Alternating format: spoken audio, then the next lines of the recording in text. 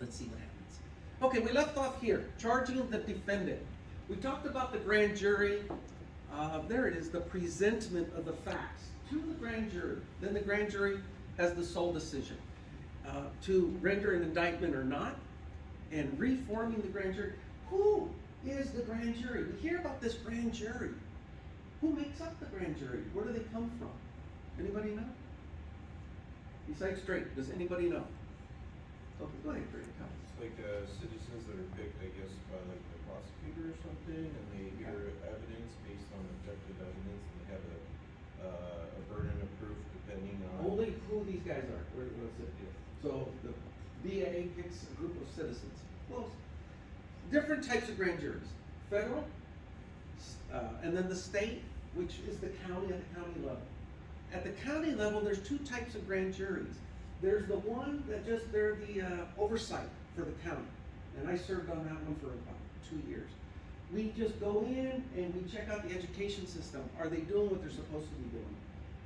WIC program, any government social subsidized. We go in and make sure the money's being spent where it's supposed to. Okay, those are like the do-gooders grand jury. Then you have the criminal grand jury, and that's what we're talking about. The criminal grand jury at both levels, state and feds, it's a lottery. Okay, the prosecutor does not pick who sits on that grand jury. It's a lottery. So where did they get these names from? Are you able to vote? You're a registered voter? Then your name's already in there. Registered voters, that's what they use where they draw the pool. They pick names, they put them in a lottery, and say, I think it was 15, the last grand jury, we need 15 people. They might get 1,500 candidates they send letters out to. And out of 1,500, they'll be lucky if they can get 15 people to sit on the jury.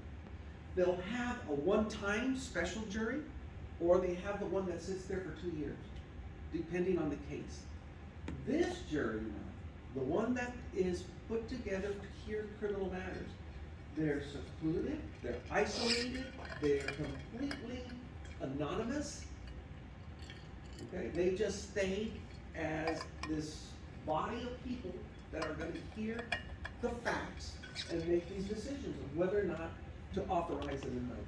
Okay, so that's who this grand jury. You could be on one of these juries later on in your life, and if you get the opportunity, take it. Okay, take it. It's really, really cool, and you'll learn a lot. You mentioned something about a gag order, and then I did kind of talk about the gag order.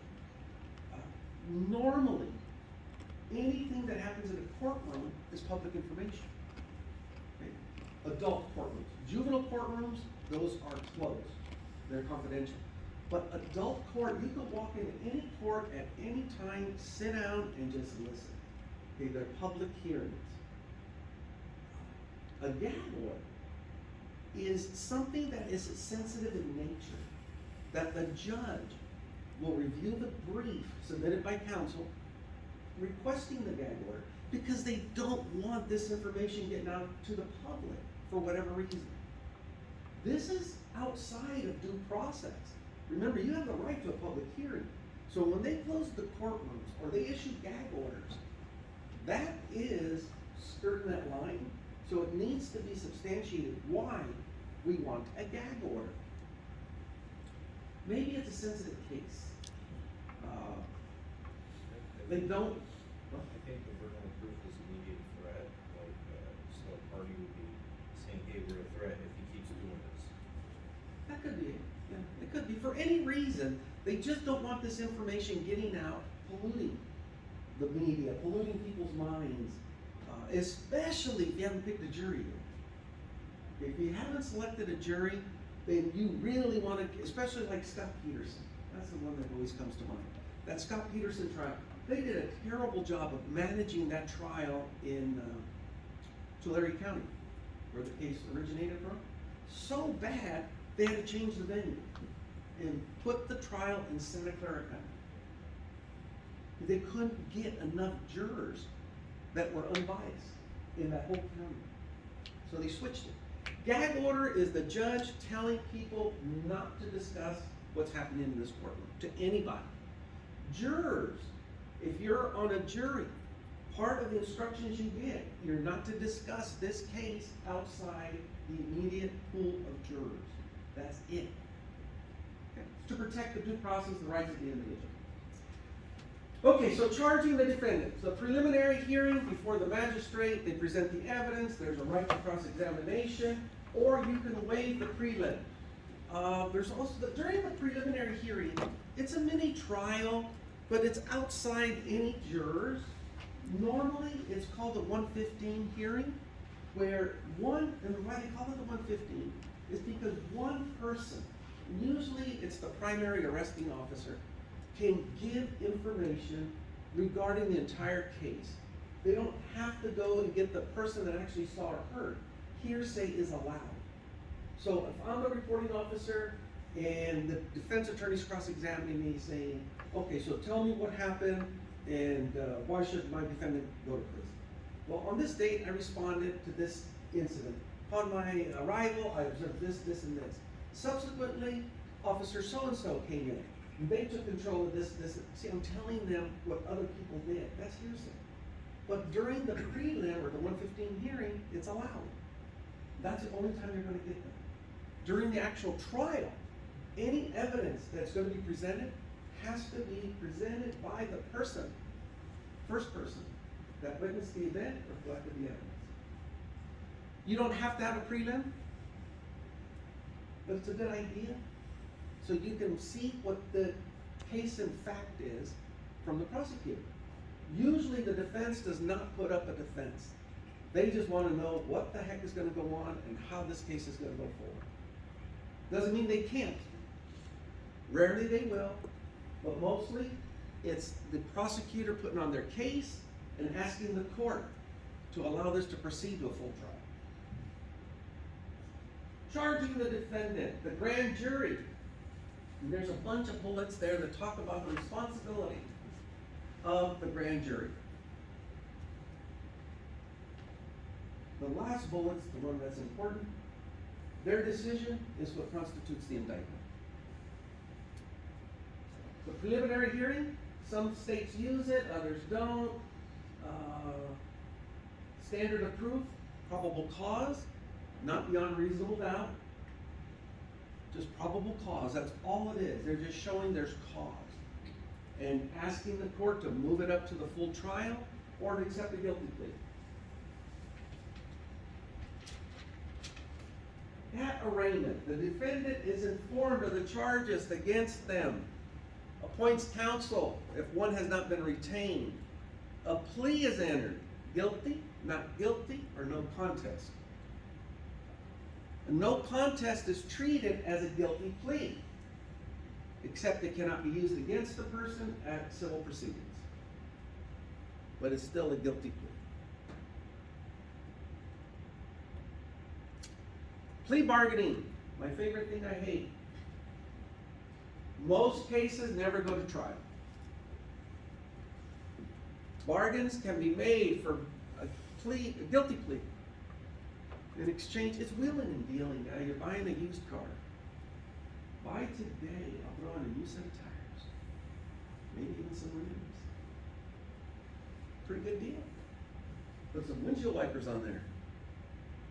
When an agency, and every agency does this, when they charge a defendant, they overcharge them. They stack charges. Everything, anything they can think of, will list it as a charge, as an allegation. Because every individual charge has a term associated with it. 3 to 2 years, 4 to 5 years, 6 to 12 months, whatever it may be. Okay, so they're wheeling and dealing.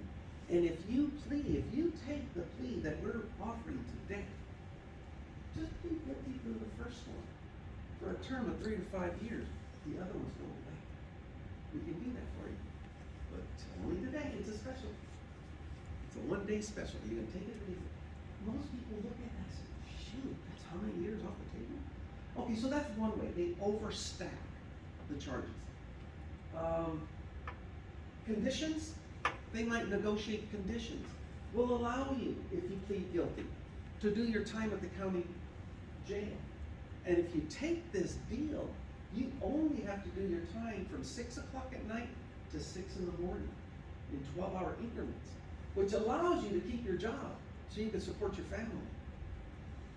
Now you're thinking, well, I'm not even guilty.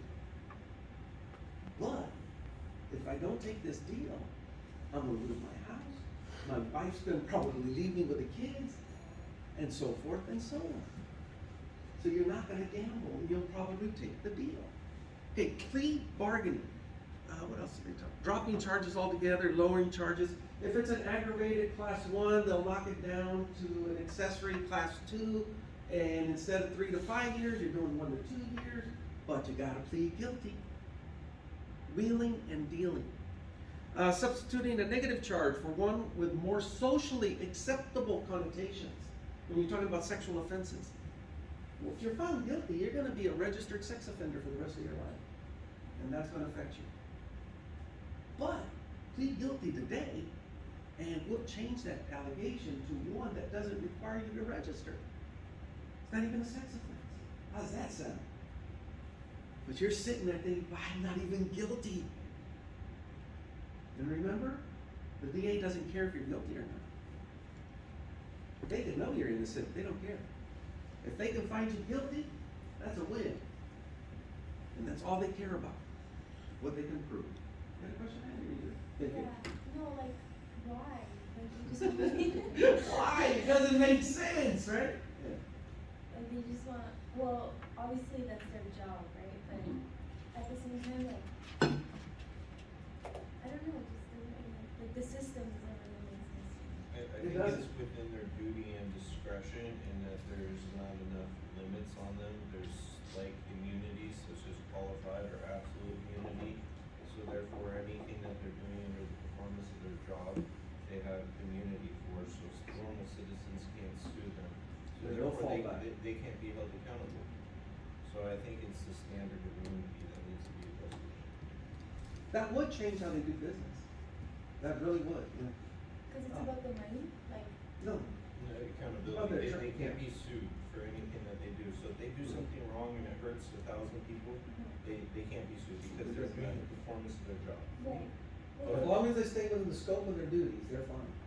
If they waver out, then they'll assume liability, but it's a great saying. However, like, As long as they're doing what they're supposed to do, and in this case they are, yeah, they have absolutely. so let's say if I was like a judge's clerk and I'm reading a brief for somebody who's like not something good, and I just wanna be a wall, and I can go grab case laws that were good like 2 weeks ago, that I know aren't good today, I'm doing the performance of my job, and they can't do anything about it, and I deny it. It happens.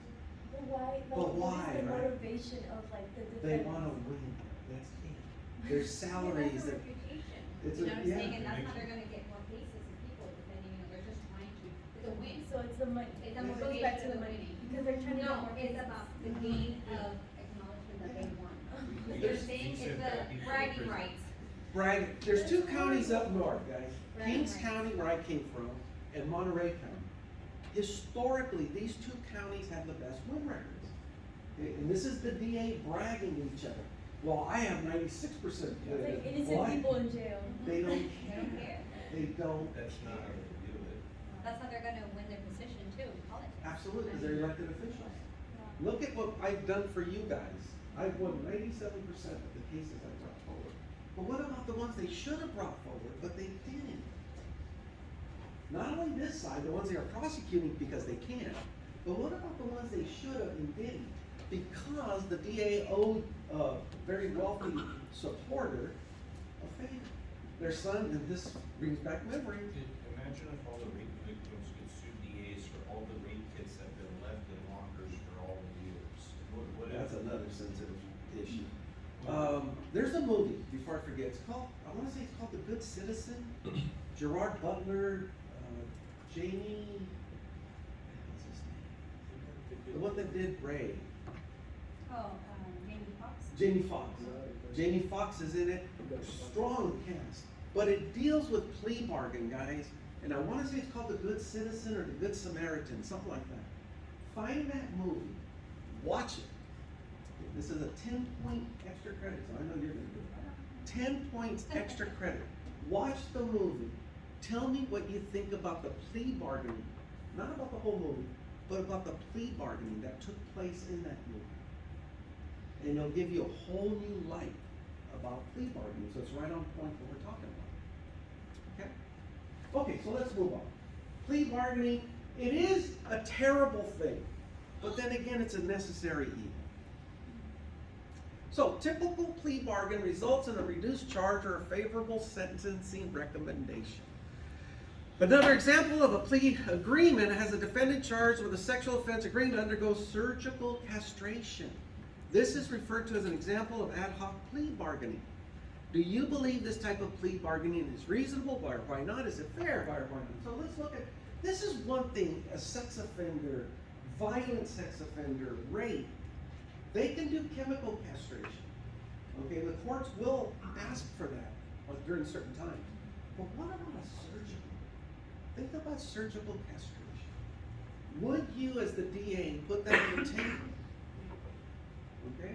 So if this guy's looking at 15 to life, guilty of rape, not a minor, we won't go with a minor, it's an adult victim.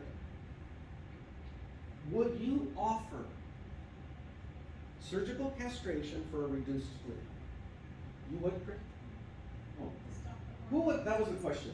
Who would offer surgical castration for a reduced plea in this type of crime? Good. Several people? 3? That's it.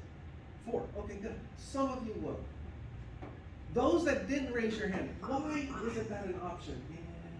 Why wouldn't you consider it? No, great. Yeah, sorry. She's buddy. like this. Yeah, right, he's ready to go. No, you, my friend, you.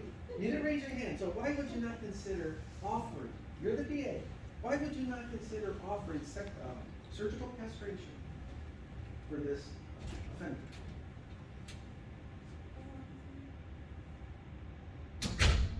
You don't know? Do you know what we're talking about?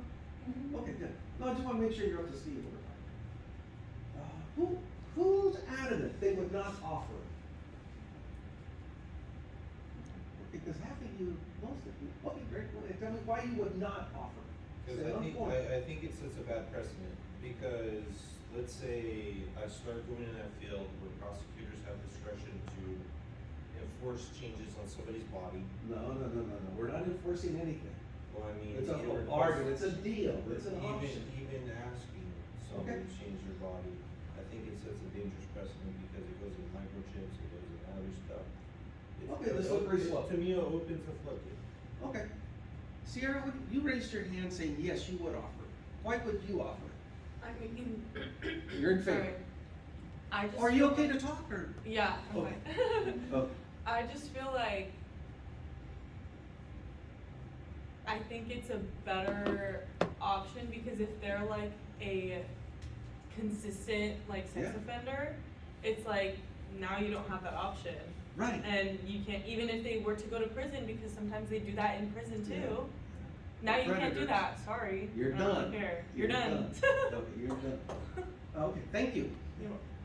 Oh, yeah, that's true. Yeah. I honestly, if there's like, so this is like pretty harsh, I feel, because I don't want it to be like the wrong person that they're getting, like we were just saying about, innocent people in jail, but Right.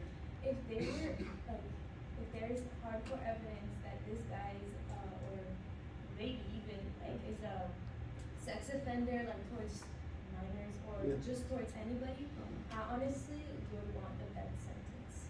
Death sentence, okay. We're just lucky it's considered a class 1 felony now. You know, I was The rape, it didn't used to be. I was kind of thinking the same thing too. Yeah. And, Harsher. there's just a certain point where genetic people, there's a lack of empathy. They have over 1,000 genetic markers for Yeah. empathy. And some people literally cannot have empathy. They'll throw dissect cats because they're genuinely curious. These people are apathetic, and those are very dangerous people because they're not able to realize what they're doing. They're not cognizant, and unfortunately, those people to me are just lost. Prisons are full of people like that. But unfortunately, there's a lot of them running around. haven't been caught. So this is one option, whether it's a chemical castration or a surgical. Personally, I think it is a good option. Not the best, but I do like the death penalty idea. You're hurting somebody. Not only the physical, but there's research done. The psychological trauma is there. And the secondary victims. If this is somebody's sister, spouse, yes. I also feel like, cause like when you look at, you know, other cases where, oh, it's a sex offender that goes in for, like, let's say they did it to a minor, typically with kids, Yeah. they're most likely gonna get killed in prison anyways. Because there's a lot of. It doesn't go good for them. Exactly. Yeah, but they do have protections in prison that doesn't let us allow somebody to take this piece of crap out. Yeah, but I feel like It's- sometimes it's like, if it's Yeah. really as bad as, you know, sometimes people, the guards are like, oh, Look turn the a other blind way. eye. Yeah, exactly. Cause it's like, You know, that is a hard pill to swallow there, that you're responsible for the safety of everyone in your yard or your housing unit, whatever the case may be. And no matter how bad you wanna look the other way, and just let them handle their own, it's tough. It is, I'm not saying it hasn't happened, because I know it has.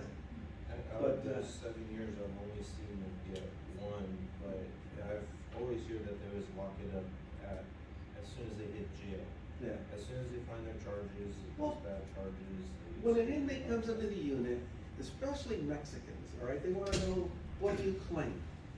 Are you north, south? Who's your gang? Who do you run with? The next thing they wanna see is your crime. Why are you here? Okay, so your paperwork. You bring it out to the yard, you show everybody, look, this is why I'm here. Yes, oh yeah. Yeah. So you bring it home. You gotta show them why you're here, and if you can't produce that paperwork, they start assuming the worst.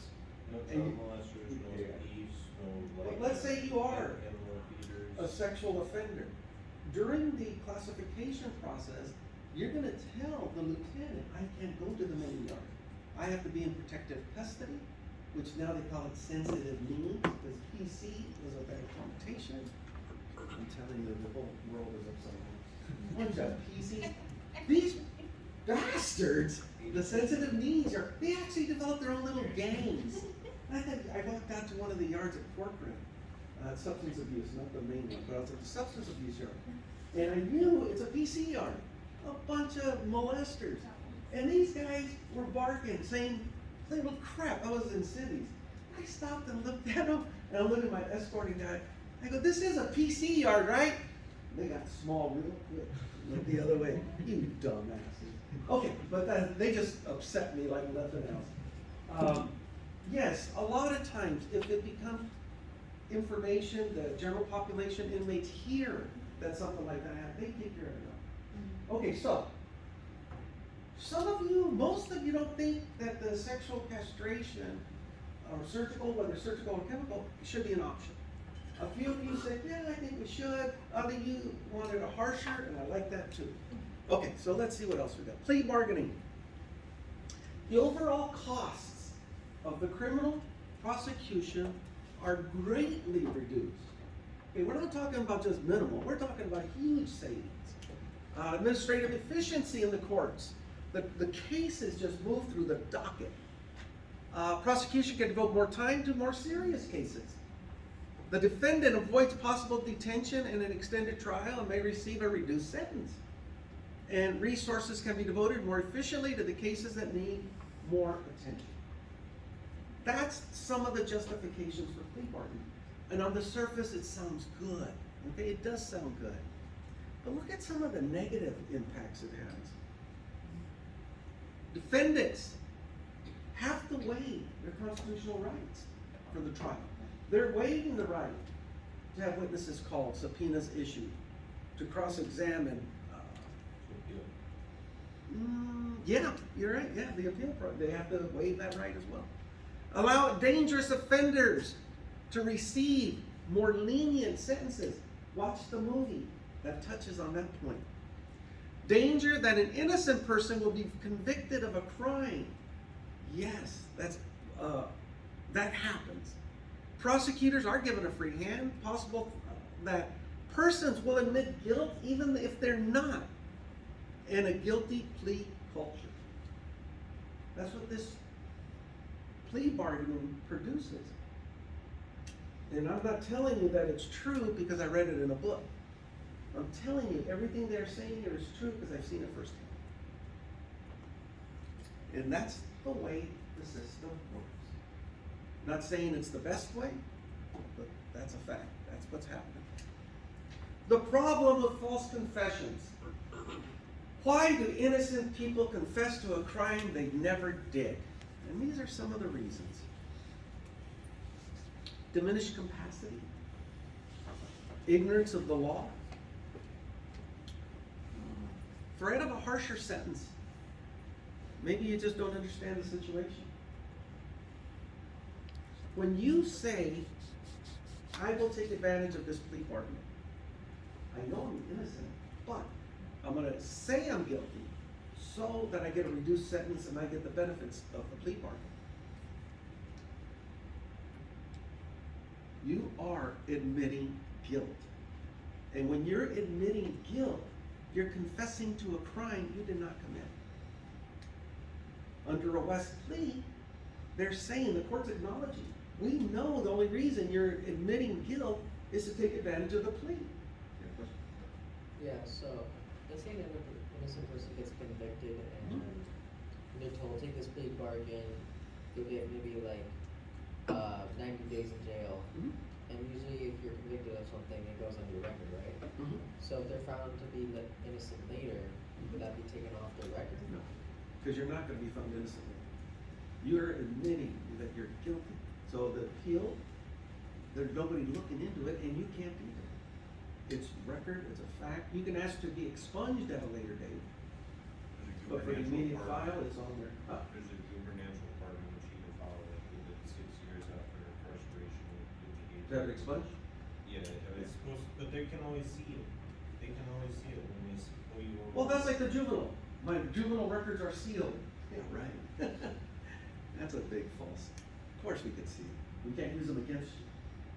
Okay, but yeah, that's not public information, especially juvenile. They do protect them, but they are accessible. These are some of the reasons people confess under these types of situations.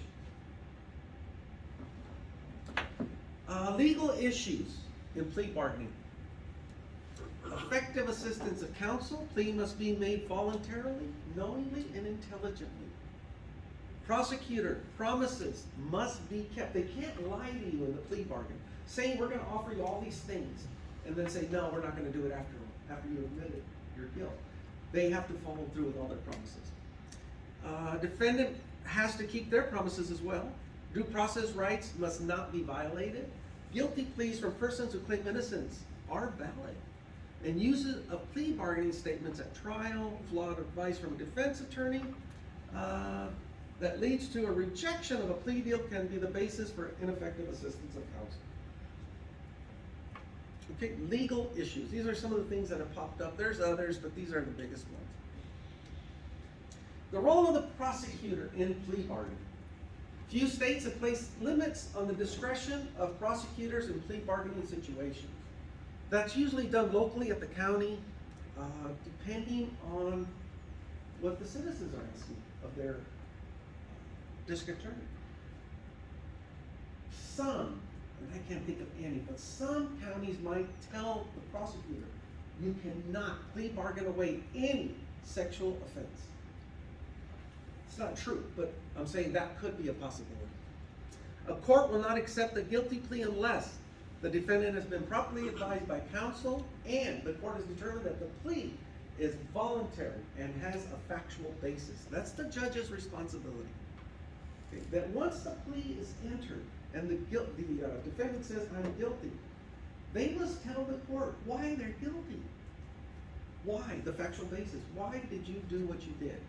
Or what did you do? What were you thinking? The judge can now talk to the defendant, and the defendant must respond. They're trying to assess that the plea, that the defendant knows what's happening during the proceedings. The role of the defense counsel is advisory, explanatory, and informative. The role of the judge, not straightforward, should be supervisory or enter into the negotiation process itself. And the victim often play no role, not required to be part of the process. Watch the movie. That last bullet, the movie talks about this stuff right here. You have a sexual offender. It's someone you love, be careful. This person has caused harm to your loved one. They get before the court. The prosecutor has all the evidence they need. But they're gonna plead. So they go to the defendant and say, found guilty, you're looking at 15 to life.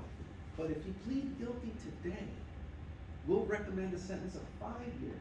You could be out in 3 with good behavior. And we're gonna do all these other things. Because they got so many other cases. So they're not too concerned as long as this person will take the plea. The attorney sits with the defendant, they discuss it, they agree, we're gonna take the plea. Notice I haven't said anything about the victim yet. All of this has happened. The victim hasn't been told yet anything. What's going on? They meet in chambers with the judge. The judge goes over the plea bargain, the conditions of the bargain. And the judge says, yeah, this looks fair. We can move forward. Now they're back in the courtroom. Judge calls the case. They're ready to proceed. You see, I understand both sides have reached a deal, a plea bargain. That's true, Your Honor. Okay, what are the conditions? The DA rattles them off. The defendant, yes, Your Honor, I'm going to accept that plea. Knowingly, voluntarily, intelligently. My due process rights, I waive them. Has your counsel talked to you? Yes, they have. You understand the proceedings? Yes, I do. Where the hell is the victim? You're sitting back here wondering where the hell's the trial? Your Honor, when's the jury gonna come out? A victim can approach the court when the judge requests a victim impact statement. And usually it's a handwritten one. They can submit it to the court, or they can stand at the podium and cry and read all the hardship this case has brought to their family. And they ask the court, please, Your Honor, throw the book at this guy, don't let him see the light of day. The deal's already done. That impact statement, no role, zero significance. It's a mockery. Watch the movie. It's very good. Although plea bargaining has been criticized, efforts to control it have not met with much success because it works. Justificational safeguards, judge questions the defendant. Defense counsel is present, open discussion of the plea, full frank information about the defendant. Sometimes these things don't happen the way they should. The judge is talking to the defendant and questioning them, that's usually common. Defense counsel is usually there, but I'll say they have to be there. They're always there. But open discussions of the plea are minimal, because most of that discussion has been done in chambers. The plea itself is just read into the record. Full and frank information about the defendant is really not brought forward to the court, because a PSI statement, the investigation hasn't even been done yet. Pre-sentencing investigation report has not been completed yet. So a lot of the information about that defendant are not known to anyone who's present in the gallery. The judge knows, both counsels know, but it's not in public information. Yet the plea deal moves forward. Before, and I like this one, pretrial diversion. Before we find somebody guilty, there's programs available that are optional to going through with a trial. So offering a criminal defendant the ability to enter a treatment program instead of a criminal trial continues to be used. Such drug courts use it all the time. Substance abuse rehab. In lieu of proceeding with this criminal case, Your Honor, I admit I'm either a drug user or am close to becoming a drug user. So I want to take advantage of substance abuse. I will find a place that will accept me, and I'll do whatever they tell me to do. The court usually says, okay, go ahead. Come back in 2 weeks, tell us what you've done. Most diversion programs have a common goal: to constructively bypass criminal prosecution by providing a reasonable alternative in form of treatment, counseling, or employment programs. If you have an offender that did something, and they're standing before the court saying, the only reason I did this property crime, is to feed my drug habit. I had to go in, steal property, I was gonna fence it, sell it, so I can go and buy the drugs I need. I'm a drug addict. You're the judge. Do you think this person is better suited in a prison, or should they go to a substance abuse program so they can get help? First, second time, what do you think? I think the substance abuse facility addresses the causative factor that led to the incident, so we'll do that first. Okay. Anybody sending this person to prison? No. Good. Neither would I. Prison should be a last resort. It's been the first resort too long. And that's why the prison populations went through the roof. It's just mismanagement of the third strike, the 3-strike law, and sending people that need treatment to prison instead of getting the help that they need. So yeah, most commonly it's substance abuse is the issue, and if they can get the help they need and change their lives, it's a win-win for everybody. What types of crimes do you think pretrial diversion programs should be used for? Are there specific offenses where you think a pretrial diversion should always be the only option? Okay, certain offenses, such as a drug problem. And are there specific offenses where you think pretrial diversion should never be an option? So let's look at this one. What types of crime, other than, let's take drugs off the table. I think it's unanimous. If somebody has a drug problem, most of us are going to say, send them to a rehab. Give them some help first. Right? Yes? Yes? Okay. Who thinks no? Let's send them to prison. Good.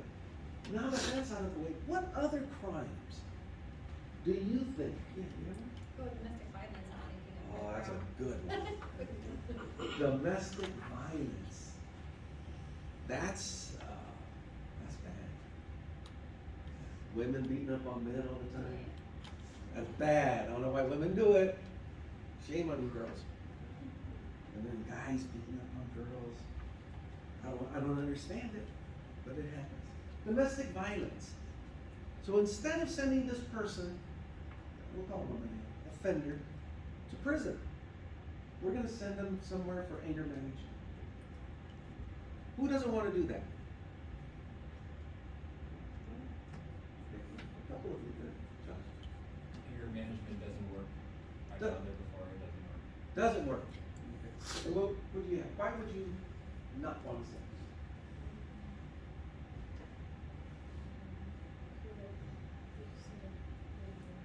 There's a good doing it again. I don't know about anger management. Yeah. I don't know if it really works. I've never really been there. I've never seen what the programs are about. It's an option. If it works, then great. But if it doesn't, I don't know. The domestic violence I would is so definitely, wrong. Huh? I would definitely do more, my main concern would be if it's a female that's a victim, if she's gonna be isolated from a support network, so Yeah. I would want a civil person to be able to go talk to her spouse, make sure she has a support network, resources, and has safety communication. And I've dealt with those people, Greg. And The get one- the offender away with The ones you're trying to protect and provide the network, too damn often, they don't want it. They don't want the help. I don't know why, maybe embarrassment, fear, but most of the domestic violence DVs that I've seen or been a part of, you know it's blatant. This person is abusing, not only this person, sometimes even the kids.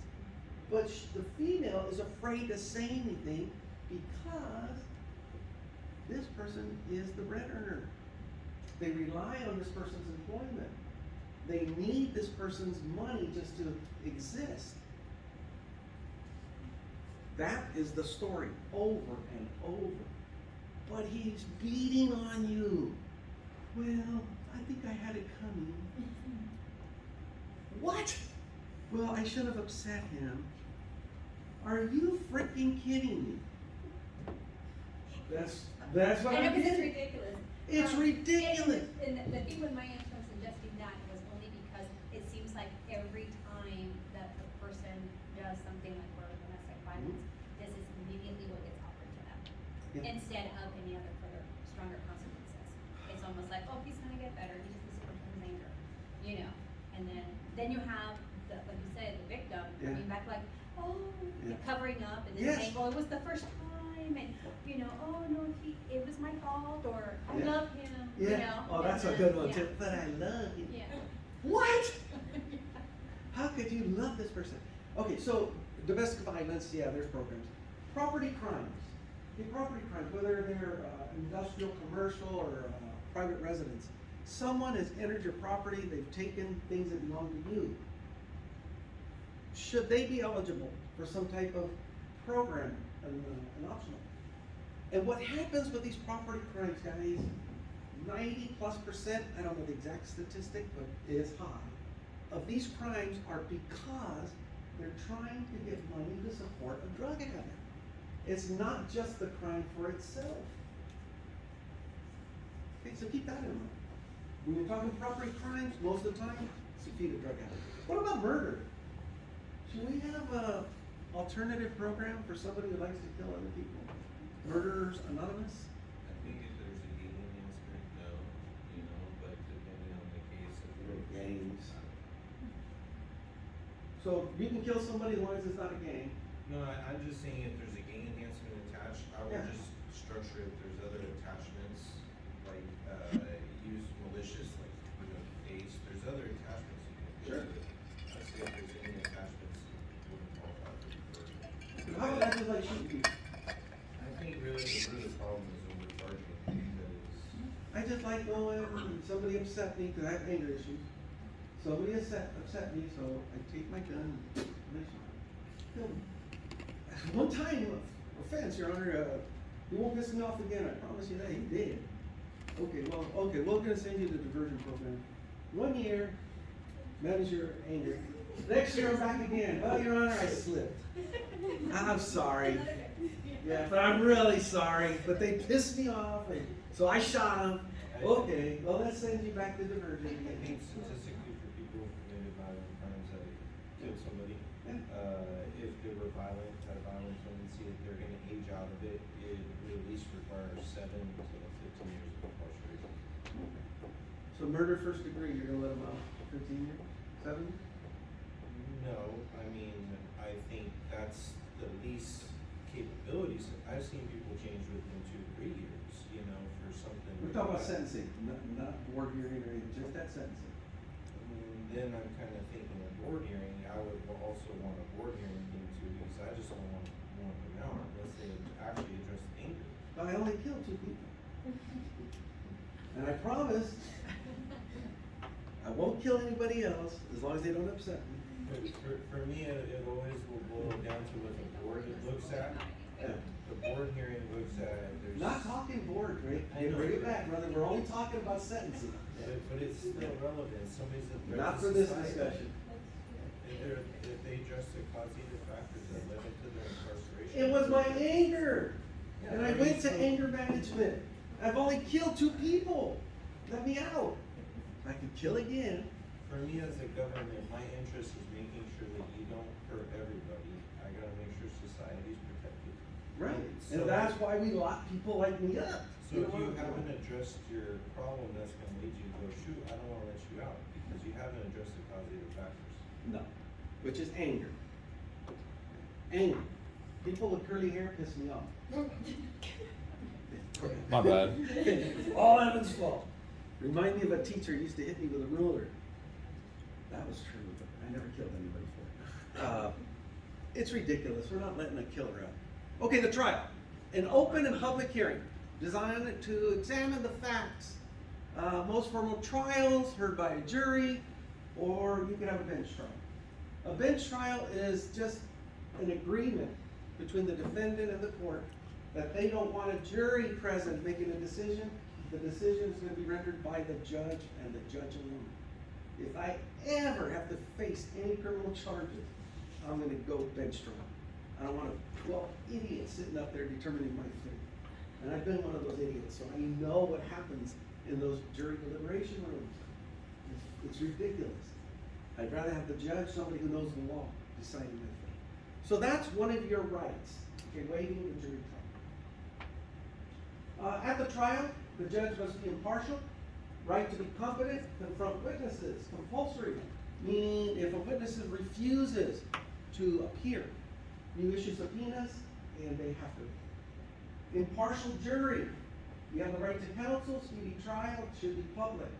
And you must be convicted beyond proof beyond a reasonable doubt. 12 out of 12 jurors have to come back and say, we believe you are guilty as charged. At the trial, let's see, the voir dire process, and I don't know exactly if that's how it's pronounced, voir dire or voir dire, that's where we're questioning the jury. Prosecutors, once we have a jury seated, the prosecutor's opening statement, and this is, I think, shows up on some of your quizzes, how this goes back and forth. So the prosecutor calls the witness. They're the ones that usually start the trial off because they have the burden of proof. Defense attorney's opening statement, and the defense can waive opening statement and do it at closing. Prosecutor's presentation of evidence and direct examination. So they start calling witnesses and entering evidence into record. Once the prosecutor's done with the witness, it's the defense's chance to cross-examine, ask questions. Once they finish, if the prosecutor wants to rehash it again, to clear up some of the questions from the defense, they can. They'll ask questions. But if they do that, then the defense has the right to recross, re-examine. Okay? And it goes back and forth. Until the defense says, I'm done, I don't have any questions, then the prosecutor's done. They can't ask anything further. Defense attorney's presentation of the evidence, prosecutor's cross, and then the closing statements. So the prosecutor, at the end of all the witnesses and all the evidence, they'll say, Your Honor, we rest. Defense, they rest. So now they do their closing arguments, their closing statement. Prosecutor goes first, then the defense gets a chance to go, and then the last chance goes to the prosecutor to summarize what's happened here. Judge's instructions to the jury on the law, the evidence, and standards of proof. The jury is charged with specific laws they must follow. They come out of a book, and the judge just pulls, and these are negotiated too, guys. The judge meets with both counsel, and they go over the jury instructions. They decide which instructions the jury is going to get. Once they've rested their case, the judge presents the jury foreman with those instructions. They tell the jury what is expected of them. The jury goes into deliberation and they vote. Once they reach a verdict, they let the bailiff know. The bailiff tells the judge calls the room back to order. The jury's brought out, the accused is brought out, everybody's back in the courtroom. The judge pronounces the verdict, and then they go to sentencing. Most times they don't do sentencing on the same day. A pre-sentence investigative report has to be completed. Both sides get a chance to examine that as well as the judge. They negotiate what a sentence should look like. The judge has the ultimate responsibility. Then they reconvene at a sentencing hearing. Challenges during the voir dire process. This is going to be on your quiz, I know for a fact. Challenge for cause and preemptory. You've seen on TV where a juror is brought out and the judge will ask, is this juror acceptable to both sides? Either side can say, Your Honor, the defense excuses, waives and excuses juror number 12. That's all they have to say. The jurors thank for their service, they're free to leave. No reason has to be given. That's called a preemptory challenge. There's certain numbers of preemptory challenges for a trial. Depending on the severity of the trial, tells you how many preemptory challenges each side is going to have. It could be 5, it could be 20. These are negotiated. You excuse a witness, you don't have to say why. A challenge for cause is just the opposite. If you're going to accuse a witness, you've got to say why. Why is it you believe juror 6 is not capable of being advised during the proceedings? Just gotta say why. If the judge agrees with you, then that juror is excused. If they don't, then it goes on. Examinations during trial, there's direct and cross. If you're the one that called the witness and you're starting off the questioning, it's direct. If you're questioning the witness after the other attorney, it's called cross. Okay? So if I'm the defense and I'm the one that called the witness, that is direct line of questioning. And the prosecutor becomes the cross-examiner. Vice versa, depending on who called the witness. Then it goes back and forth, redirect, recross, redirect, recross, until they're done with the witness. The witness can be excused, or the witness can be asked to stick around, because they may not be done with it. Jury verdict, jury nullification, hung jury. A hung jury, they can't reach a verdict, or for whatever reason, a juror has found to be doing something compromising outside of these proceedings, talking about the case openly, no longer can serve as a juror, we have a problem. Either that juror is replaced, or if they think they poisoned that entire jury pool, they have to nullify the jury and start over again. After the verdict, you can appeal and you can have a writ of habeas corpus. 2 ways to get your case brought forward. This is only if you went to trial. If you pled these rights away, they're no longer an option for you. And that's